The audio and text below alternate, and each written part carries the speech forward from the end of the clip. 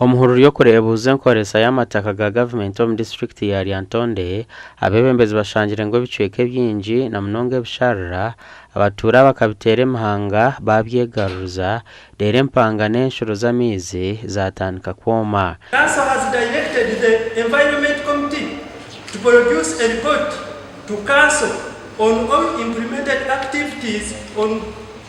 going on in the town council wetland. Najanga kunziza abataka najjako amazzi nga temukanyiza naye buvunanyizibwa bwa contractor okukanya n'abataka okulaba nti resources zino zagenda okukozesa azifuna mu kukanya si kugenda bugenzi kuluzirwa abatuuze n'olukaliza mu lunaku lumu. Kikuja kita nkimanyisa ki ngutwagaza mtu naganaga upapura obucupa bwa plastic nko kuturu kwenda emyaka 30 mu meisho ntwateni kwasa kuhebyo kuri nkimanyisa ki nkimanyisa ngutwaterwa njara nkimanyisa government sente zakwene ko sibindi neja kuma nibi hamwe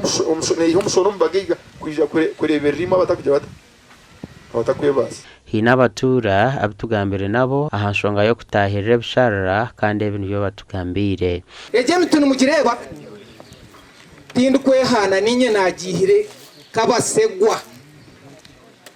kabasegwa kuriya cyazanga eje mitweje yo kurebeje girebo kweri kwingana honorable Enos nanyondebe konkizo nkasanga cyankondo nasaro mutuguriya na mujanto mutiyogwe guryo mu nsaro yitaka ntibisobwe embaho n'umusara muzakubiza mwe bitanda byirwaro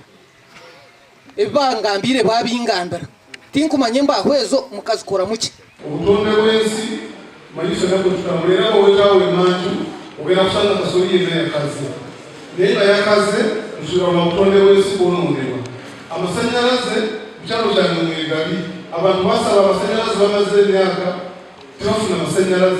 amasanyaraze bagatete ntoro cyane mu kaga abantu bagenda gasohora Gasha kwa Sunday K. William.